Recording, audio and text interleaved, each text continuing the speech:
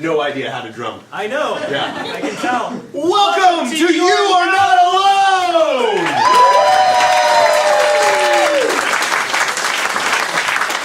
This is an uplifting show about depression. Whatever that means. We already got an O, and that was just the title. No, we're so sad. We're so sad.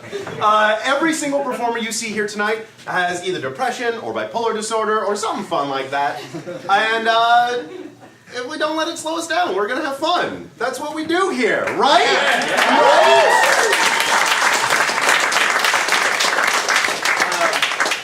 The way the show works is we're going to have essayists come up and read some personal stories about their lives. And then we're going to have people just do improv off of those essays, and it's going to be really fun. Yeah, and like, by the way, I forgot to mention, thank you for coming tonight. It is the day directly in between Christmas and New Year's. It's Depression Oktoberfest. It is the perfect time to have this show. We do. So let's get started, right? You guys ready to see your very first essayist? All right. Then, ladies and gentlemen, please welcome Megan Plunkett.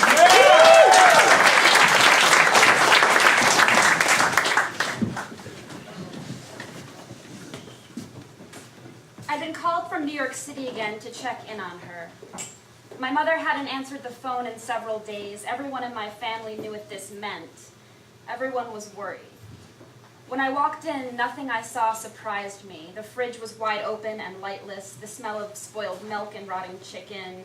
There was one high-heeled shoe shoved into the cheese drawer. The kitchen littered with clothing and packages. The trash overflown with flies. Her bedroom was the typical crime scene. Blue light from a television screen mounted Christ-like on the wall. There were broken glasses from a once-hung painting, empty bottles of vodka scattered here and there, and the skyline of pill bottles lining her dresser.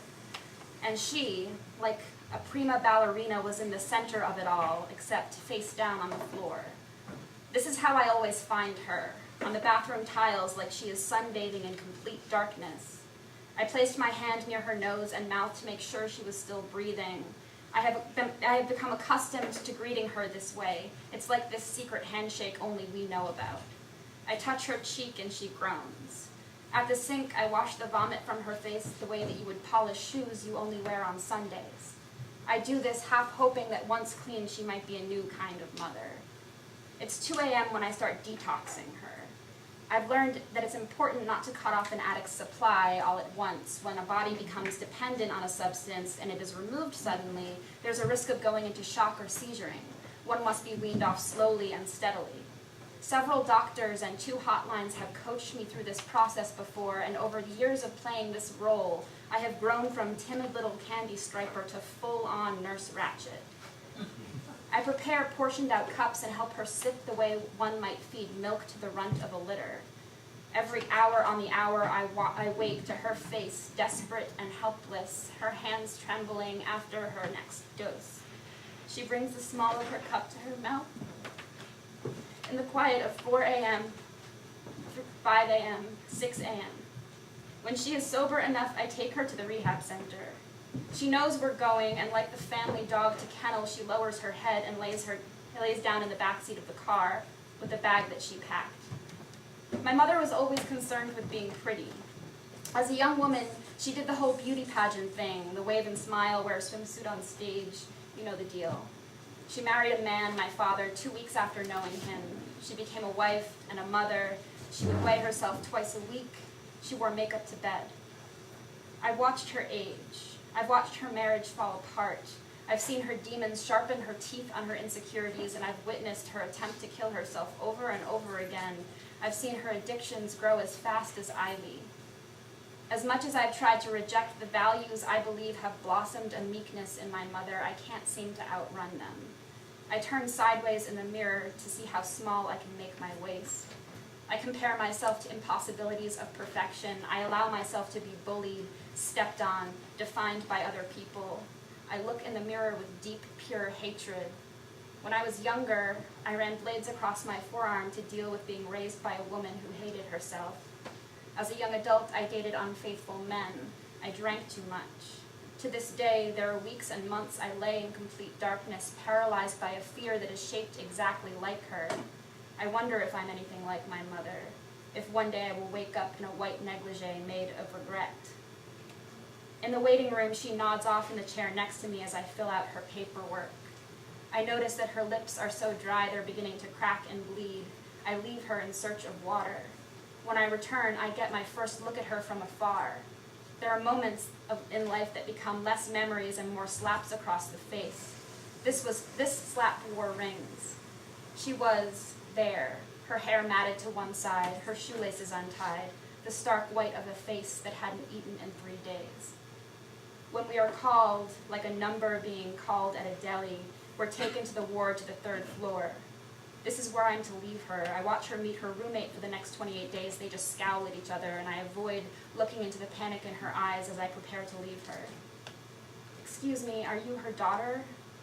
There's a nurse blocking my exit. Yes, I'm her daughter. I try not to let my voice sound defeated as I nod my head. We have a bit of an issue in screening your mother's suitcase.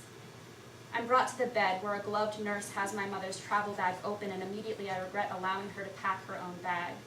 When I look inside, the only thing there is in her suitcase. There's just one thing. I'd seen it all my life on her dresser, and now there it was at this rehab center. Her jewelry box. Nothing else. Not a toothbrush, not a nightgown, just one solid red box filled with dozens of diamonds, 3 rubies, 5 pearl necklaces, 8 pendants, and her mother's wedding bands. She can't take these in, of course, for liability reasons. We can't be responsible for all these. My mother, watching this exchange, begins to repeat, I need them, I need them, I need them, over and over again. 5. The nurse holds up her hand in the way that you might show a child 5. 5 pieces of jewelry, your daughter has to take the rest. We spend the next hour deciding. At her insistence, we lay them out in a line as she coos over each piece. She tries them all on. The peacock brooch, she asks, do you like this one? The amber earrings, she turns her head for me to see. What about these? An elaborate necklace draped along her collarbone. How do I look? I notice that the jewelry box and the ruby ring both match the blood caked on her lips. Mom, I say, you look so beautiful.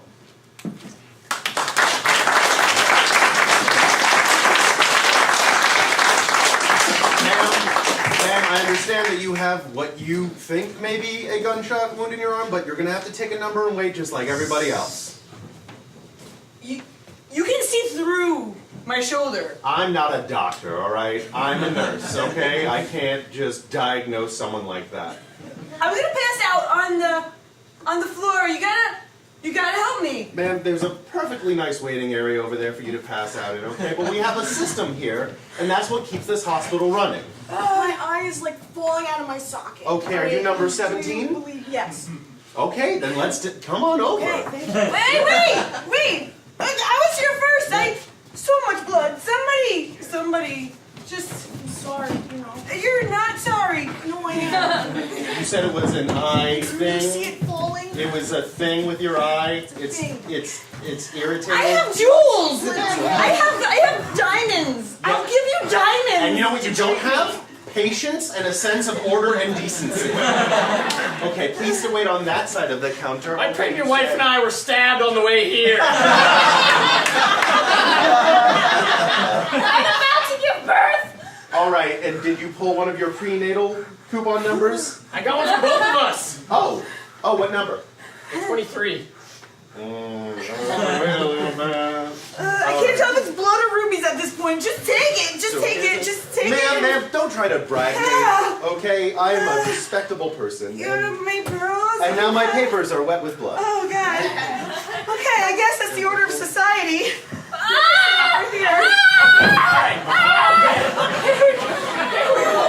Alright, there's 3 of us now. All right,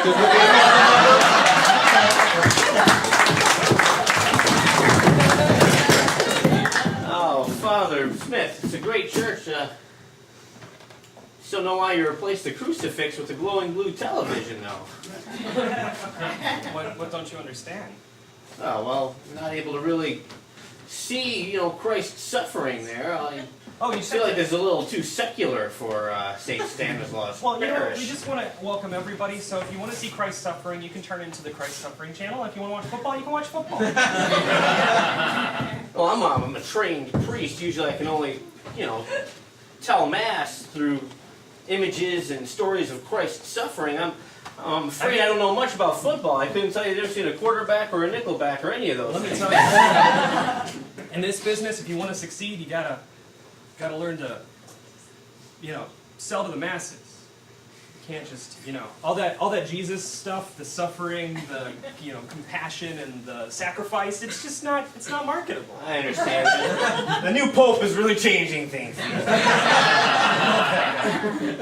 Look, I'm really used to having a nice wooden altar here.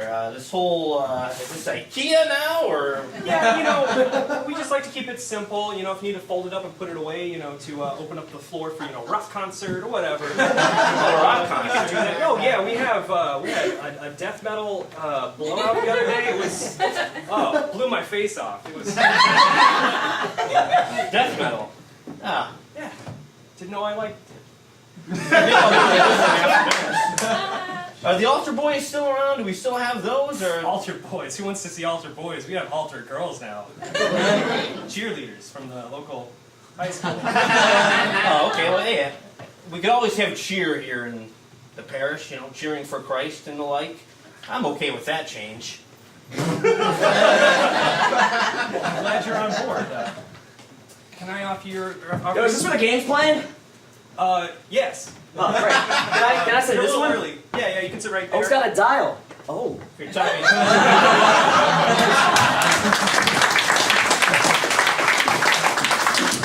Sweetie, this has been the best. This has been the best date.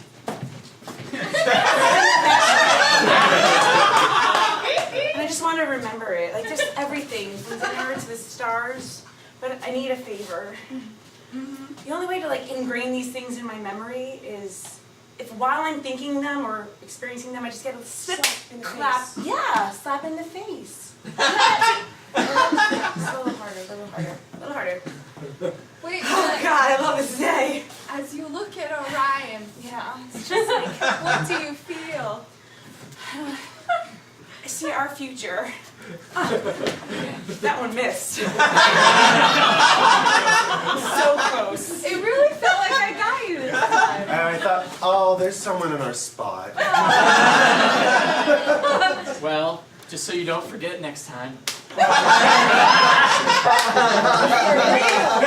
were real. So sorry. You did such a good job. How long have you guys been a throuple?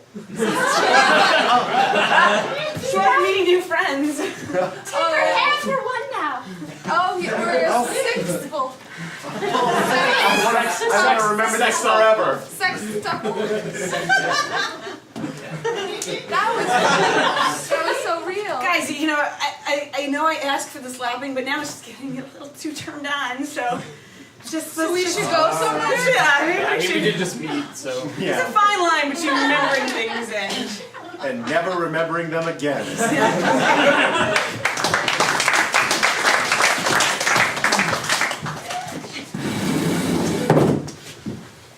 I didn't know there was a pool at the hotel. I didn't pack a swimsuit. Oh, you didn't pack? I packed. I brought a can of Altoids. Oh, honey, there's a whole pool here. If you had a swimsuit, we could go swimming in there. Those Altoids are just gonna dissolve right in the water. I mean, that's really nothing to swim with. You really are the smart one in this relationship. I'm a fashion designer. What would I do say? without you? Well, you wouldn't be able to get to the hotel here for the conference. That's one thing that you wouldn't be able to do. That's okay. Love transcends intelligence. I'm the world's dumbest neuroscientist. Baby, that's not true what Mike said about you. Mike's a movie. He is a meanie. He is the world's meaniest neuroscientist, okay? Yeah. But you're not the world's dumbest neuroscientist. I saw what you did with those rats. You made those rats go through that maze in double time. Yeah, they were dancing. Now, nobody can do that. Now, you might not be able to pack a swimsuit, okay? All right? But all these people swimming down there, they couldn't do what you did with brains, all right? That's nothing to be ashamed about, all right? You're my doctor. You're my big doctor. You're my big doctor. I'm not a big teddy bear. Oh. We're still gonna have fun, right? Yeah. I actually packed a swimsuit for you. Because I knew my big doctor can't make his way around the bedroom dresser set. You're the best. I also didn't bring any other clothes. Take off that bathrobe. Baby. Baby.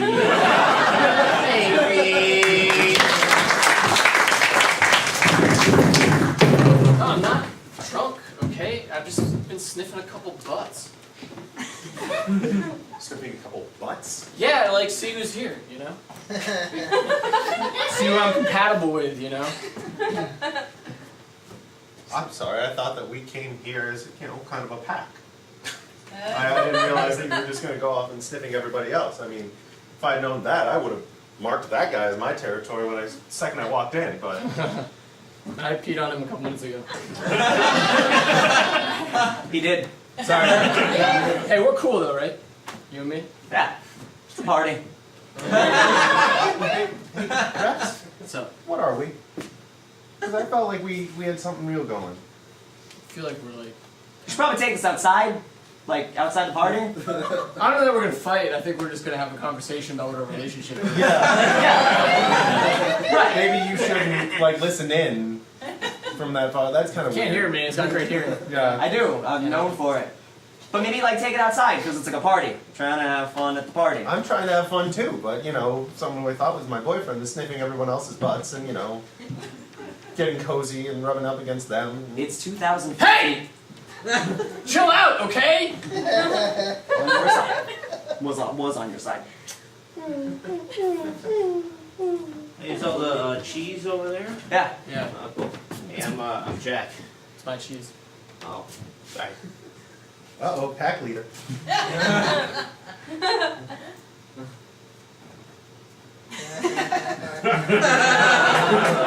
front of me? I had Michael Serpi.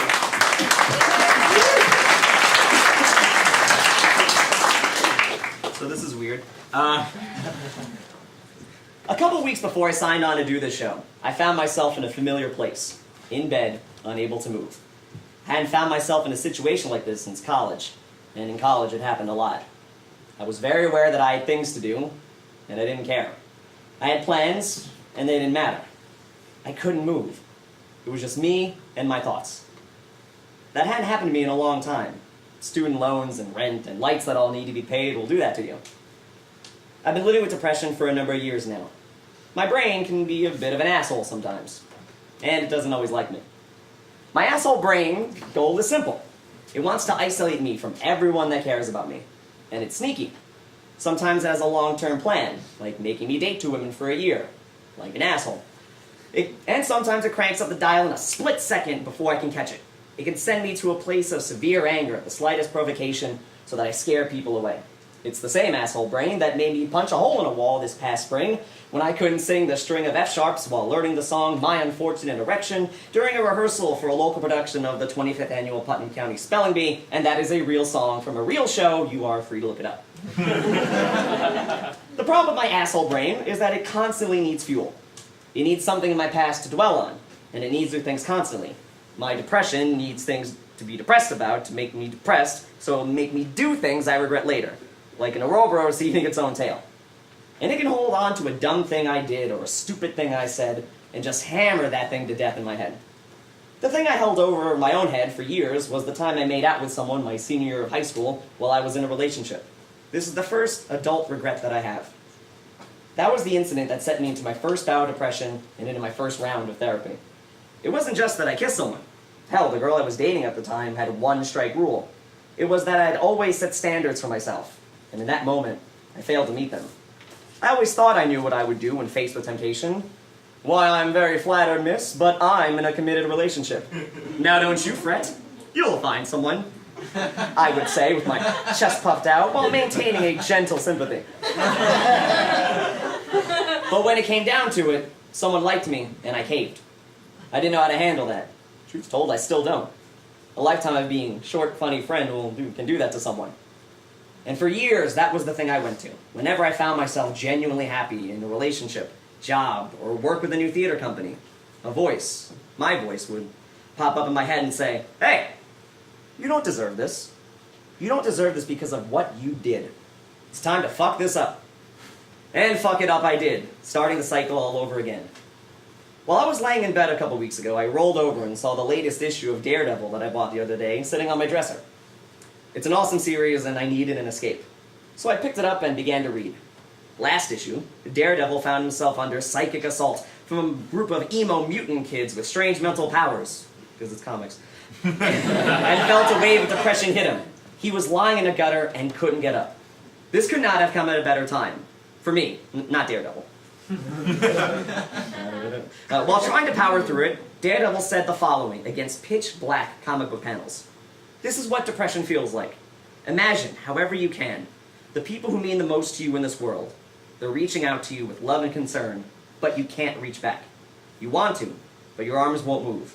You know you should call out, but it's an effort simply to draw breath. Depression is a living thing. It exists by feeding on your darkest moods, and it is always hungry. Anything that challenges it, anything, it wants that thing to stop. Anything that makes you feel good, anyone who brings you joy, it will drive away so it can grow without interference. Its primary goal is to isolate you. At its worst, it will literally paralyze you rather than allow you to feel anything at all. At its worst, you are numb, you are drained, you are immobilized. And oh my God, that was it. It was the most spot-on depiction of my problem. So he overcame the trap, punched the bad guy a bunch, and even saved the kids in the end. And as dorky as it sounds, it got me out of bed after I checked my phone. The biggest challenge of my 20s was this. How can I make everyone in my life hate me so they won't be there for me when I need them the most? So that when I finally get the guts to do the unthinkable, they'll understand that they're better off without me. And I racked my brain about this night and day. I mean, shit, even a murderer's mother cries when her child is taken off to jail. And when I'm in my most depressed moods, I try to remember that fact. As I left my 20s behind, I truly learned that there's nothing I can do to make the people who care about me leave me, no matter how hard I try. And I know that I don't deserve them, but they don't care. That's simultaneously extremely hopeful, because my friends and family are literally the best. And very troubling, because I'm a stubborn son of a bitch. And so is my asshole brain. And it's always going to be there. As cliche as it sounds, I'm mastering the simple acts of counting to 10, and thinking about what I'm doing and why, and I'm learning how to say to myself, yes, you do deserve to be happy. You are forgiven. And even, I'm ready to love someone more than I hate myself. Well, that one's still a work in progress. Thank you.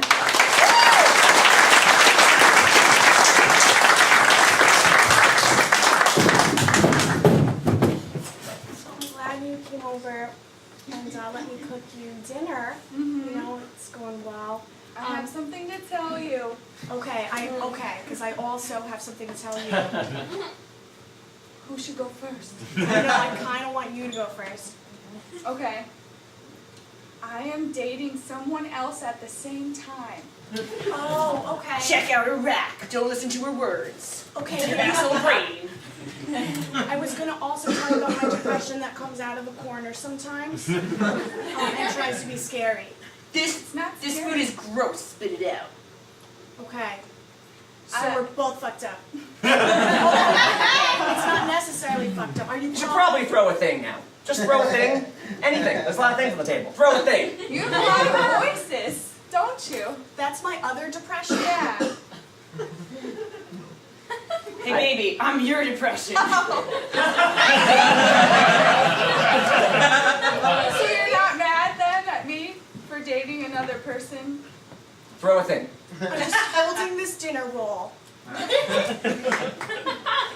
Wait, You we should be have- on Tinder right now. Pick up your phone. Check out who's Your around. depression is so mean. It's so Hang on, I'm an babe. asshole. Hang on, babe.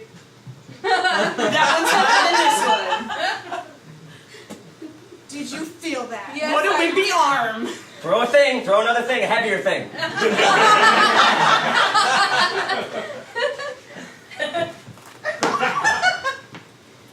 Oh, swipe. Do it. One more. Hey, stop cramping my style. Swipe. That hurt, baby. I'm gonna go date this person now. Take money out of her wallet first. Do it. Don't let her mug you, what are you doing? Stand up! I just can't really, I deserve it. Check you later, sweetie. We can double team her.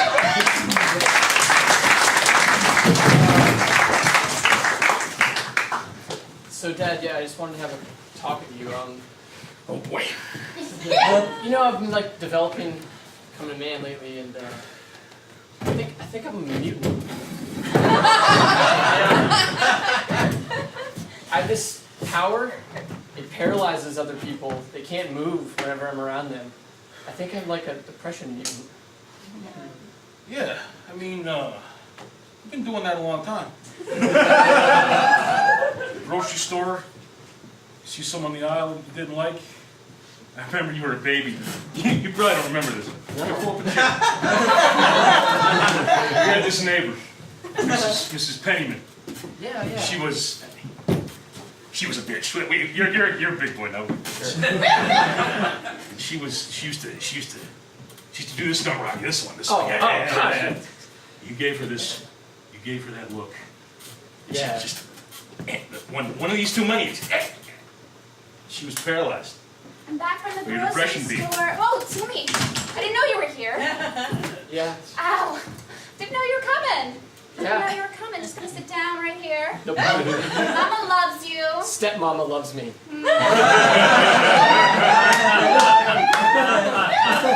Wanna give me a little help over here? We're in the middle of something. Are you serious? Are you serious? You knew this day was gonna come. We agreed I was gonna handle it my way, right? Sorry about your legs.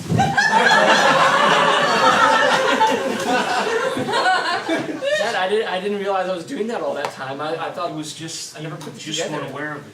Now you're becoming a man. And you're self-aware of your depression being, and you have questions, and those questions are natural. So one of my questions, I guess then is, do you have anything like that? You know, is this something I got from you or from my original mom? Well, genetics is a strange thing. I do have a superpower. It's I get sad, and my tears, 24 karat gold.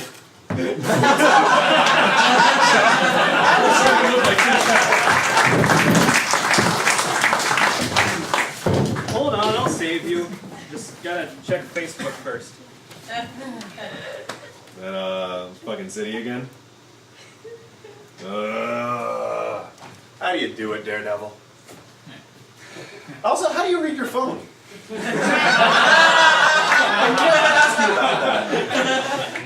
Not gonna tell. I get you. Hey, quiet. I said I'd be there in a minute. Please, help me. Cats. I'm gonna be honest, man. I feel like setting up Heroes for Hire kind of like jaded us a little bit. I mean, like, I used to be Iron Fist, you know, and now I'm just kind of like Iron Open Hand. Kingpin's got me. Will you shut up? One of these days, you're gonna have to fill me in on what your super hearing is picking up. Oh, there's like a kid or something. Like outside? Yeah, like being abducted or. What do you say we do it? A freebie, just for old time's sake. I don't know, man. I'm just not feeling it today, you know? Come on, every day we put on the suits, and what's the most exciting thing we do? Another question I'm never going to answer is where I'm putting my phone. No pockets. I guess we should do this. Yeah, come on, it'll be fun. How am I being shot? They wouldn't even take me to the hospital. It's been like 2 days and I'm in both arms now. I gotcha. That didn't help at all. This is all I do. I punch really well. Well, then find someone to punch. Could you punch his other eye out? Yes. Yeah. Oh. See, we're helping.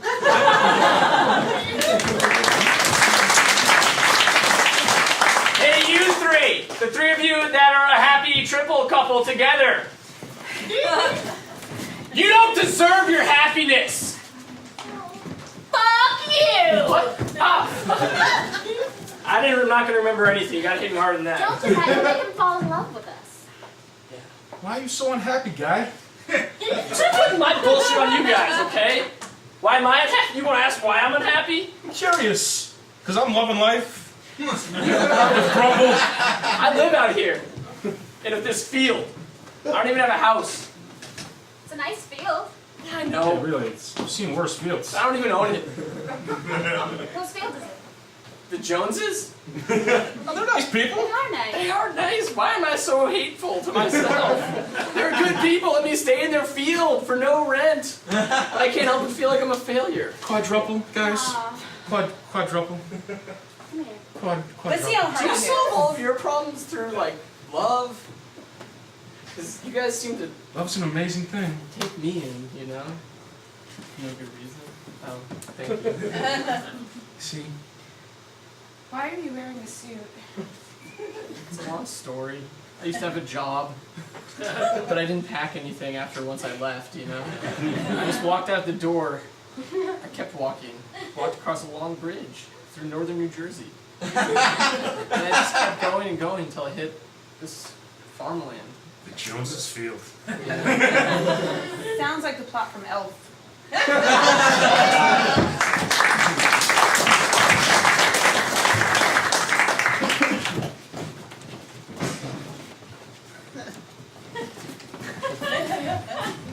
I'm so glad you came here for those prenatal coupons. Can you give them to us? Yes, I was just about to. But first, I'm gonna stab you. Oh, no, please, Wait! This would be the second time it's happened. I First can't. child. This is the second time? The second No way time. someone else is pulling this scam. Not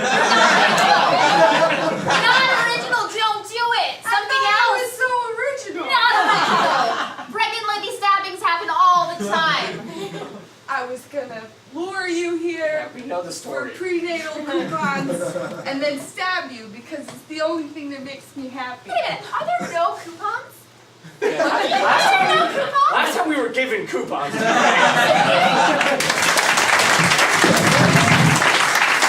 Ladies and gentlemen, Grant Goldberg.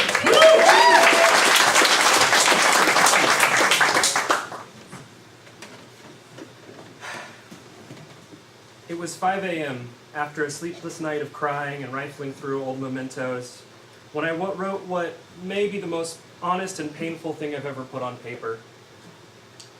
I nearly posted it on Facebook that night for the world to see, but something kept me from making that mistake. Maybe it was the clarity of knowing that there would be consequences the next day. Maybe it was knowing that there would be a tomorrow and that tomorrow might not be quite so bad. Whatever the case, I saved it, knowing that one day I would look back on that moment as a turning point. I'd like to share it with you all today. This is it, guys. I've failed myself and the people I care about one too many times. I won't do anything to hurt myself, even though I really, really want to. I just have to admit that I don't know who or how to be. I can't focus, I can't finish tasks or achieve goals. I don't trust anyone and I can't feel when I'm loved and I feel hated even when I'm not. I can't handle money, and I can't take care of myself in the most basic ways. I do things that are self-destructive and feed my self-loathing because they're the only things that make me feel good in the moment. Nothing makes me feel good for more than a few moments anyway. I'm $100,000 in debt, and I'm on the verge of failing out of school again. I honestly don't feel like I could hold a job or maintain a healthy relationship or do any of the things that even the most basic humans are capable of doing. I'm unfair to people I'm lucky enough to call friends. This is the closest I've ever been to being happy, except for the one moment I remember vividly from the summer of 2008. And it's not enough. I had one session with a therapist and he seemed afraid for me. I guess that's not unreasonable. I don't know where to go from here. Real life doesn't even seem real. It seems fake and distant, as though I'm watching it through somebody else's body in a language that I don't fully understand. I'm always hurting and I don't know how to make it stop. I would ask for help, but I don't think anyone could. I don't know why anyone would want to. When I was young, I promised myself greatness, not knowing it was something I could never achieve. I was born with sadness in my bones and promises in my ears, but not the strength to overcome the one or live up to the other. Now all I want is to be happy. That's the cruelest promise of all. There's no way out. I will never be better than this. I don't know how. I won't ask for help. I don't deserve it, and no one can help me anyway without destroying me. But maybe that's the best solution after all. This is not a suicide note. This is not a cry for help. Not bad as far as suicide notes go, huh? A long time ago, I promised myself I would never kill myself. My cousin Brian committed suicide when I was in college, and my friend Huey, who was for all intents and purposes my doppelganger, killed himself just over a year ago. I just found out that a family friend, Tony, died recently. I didn't even have to ask. It was suicide. Seems like a way to escape pain, but it's not. It just passes the pain along for other people to deal with, and that's not okay. After seeing the effects of taking one's life firsthand, I knew it was something I could never do, or at least I could never do to the people around me. I could totally kill myself if I put my mind to it. There is no part of me that is afraid of pain or death anymore. And there have been a few times when I've half-heartedly left my life in the hands of alcohol, fate, and the elements, only to be foiled by some divine stroke of luck or I don't know what. Don't get me wrong, I've wanted to die many, many times, and I don't think it's wrong to want to die. It's a perfectly rational response to the problem of, I'm in so much pain and I don't know how to make it go away. But for some reason I never have. Maybe in the back of my mind I was holding on to that promise that I could never do that to the people around me. I don't really know. Plus, suicide isn't the solution to a problem, it just changes the problem. It's like, I don't know how to make cake, so I'm just gonna make pie. Except life's not cake, and death certainly isn't pie. To put it another way, I'll relay the story of Murray Gell-Mann, a physicist who, upon graduating from Yale, was rejected from graduate school at his Ivy League institution of choice, Harvard, but was accepted into his safety school, MIT. He found this development so distressing that he seriously considered suicide until he realized that he couldn't kill himself and then later decide to go to MIT. But he could attend MIT for a while and later commit suicide if he chose to. Killing himself would violate a basic property of mathematics. Suicide does not commute.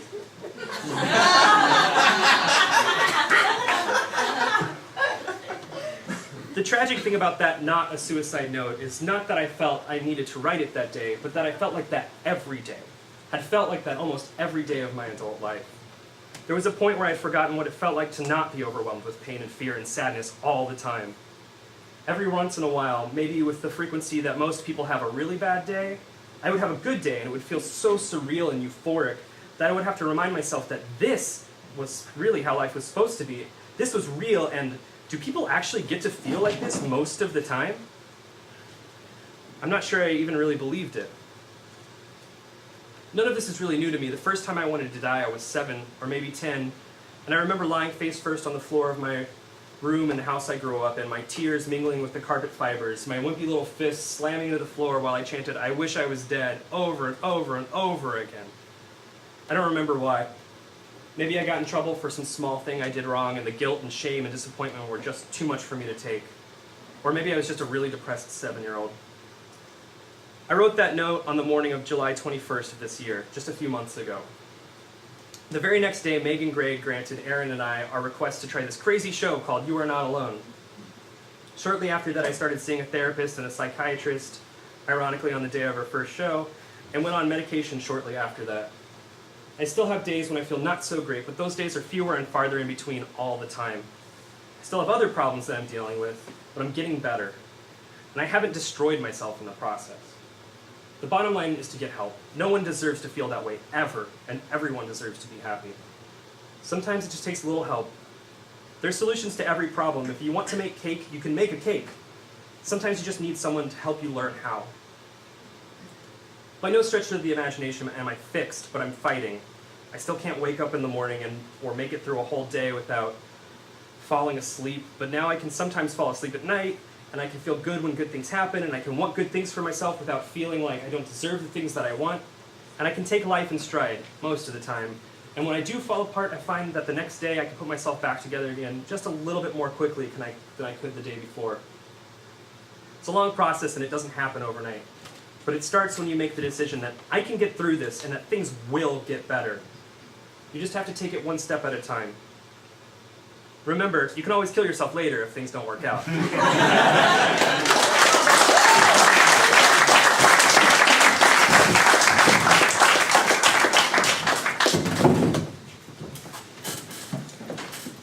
We have been seeing each other for many, many weeks. And I've come to the conclusion with my notes. I've looked over them over and over again. Frankly, I'm afraid for you. Huh. The terror in me for you has made me seek my own therapy.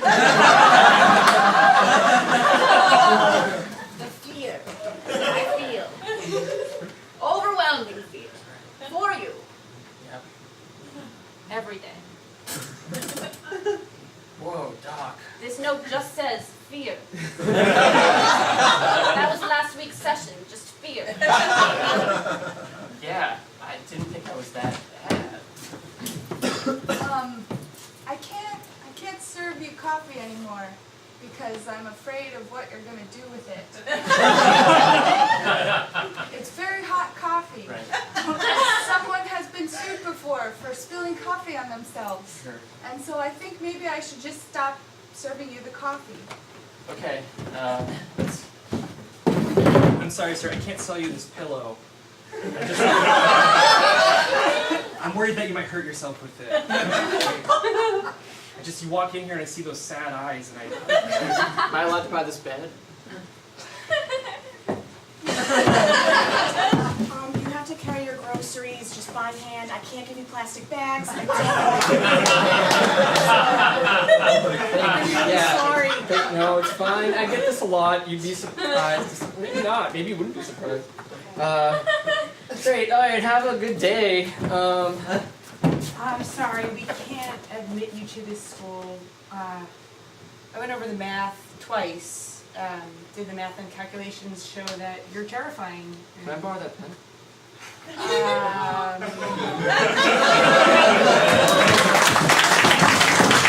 Now, this shouldn't be a problem. I can marry both of you right here, right now. I Right. just should let you know, I only know how to do funerals. I mean, how much different could it be? I mean, it's both a crowd. It's a crowd either way, so.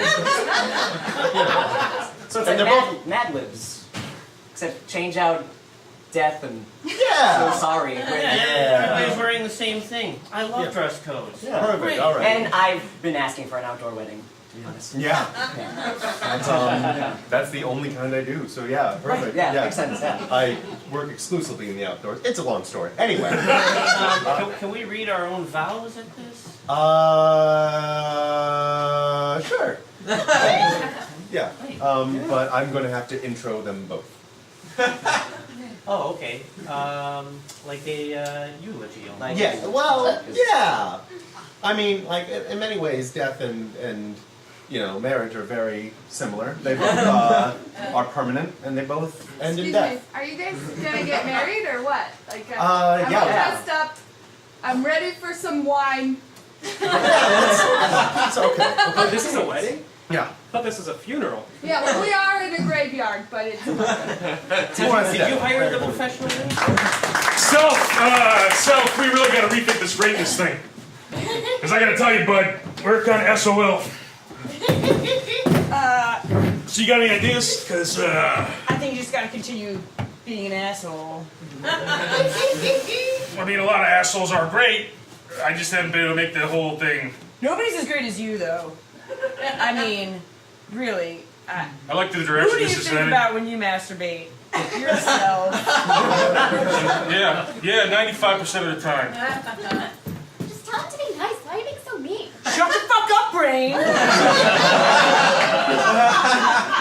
You got a little too much going on up here.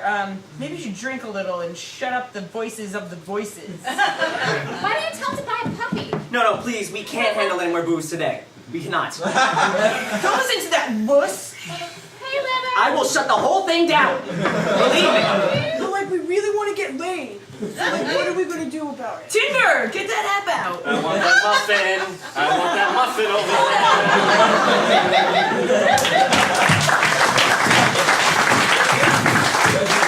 Daredevil.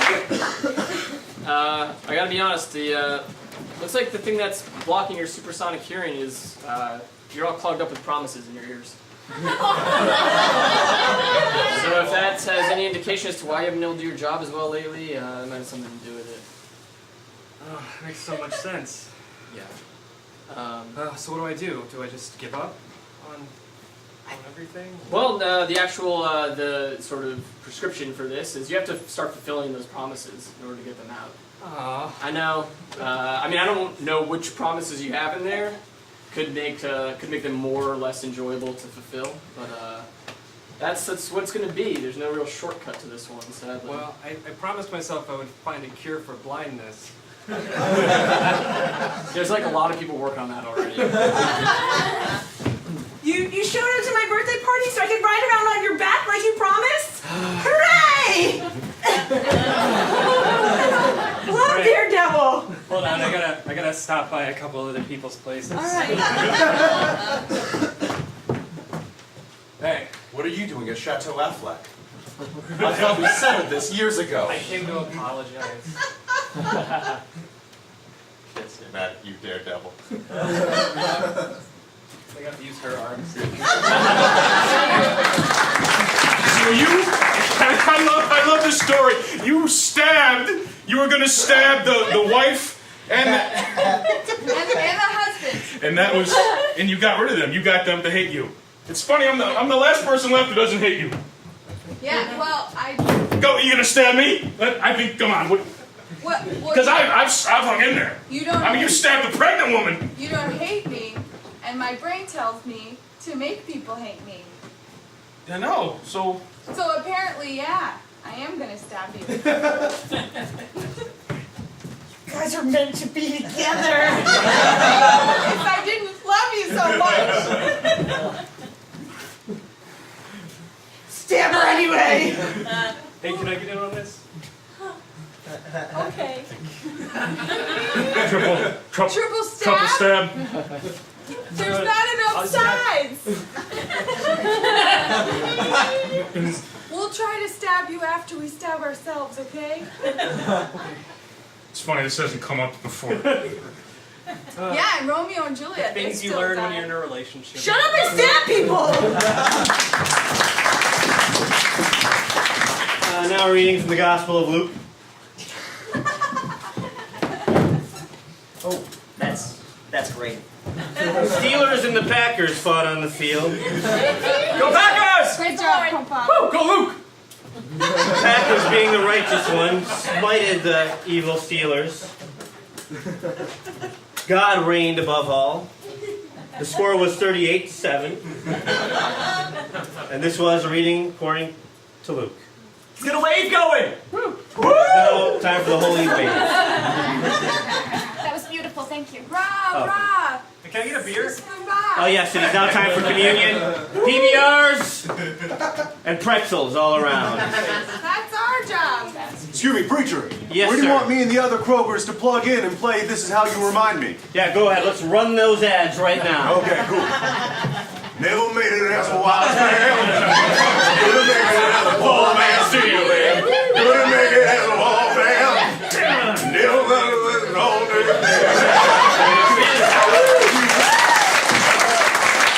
That's our show!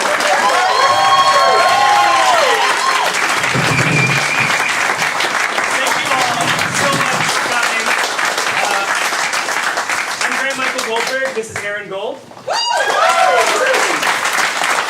We'd like to thank all of our essayists, Megan Plunkett, Michael Serpy, and Grant Goldberg.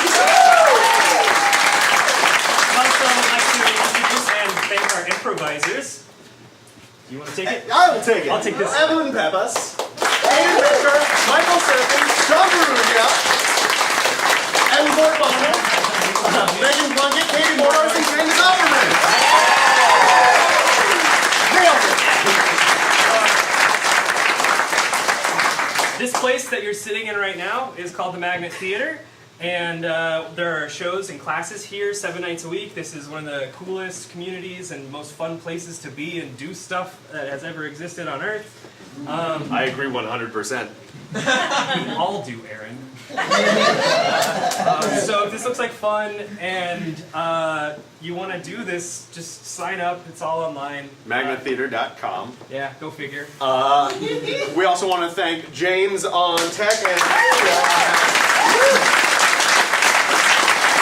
now, as we end our show, as we do always, we'd like to invite everyone in the audience who would like to come on up stage for a nice big group sweaty. hug. It's a big sweaty group hug. Hey, good night.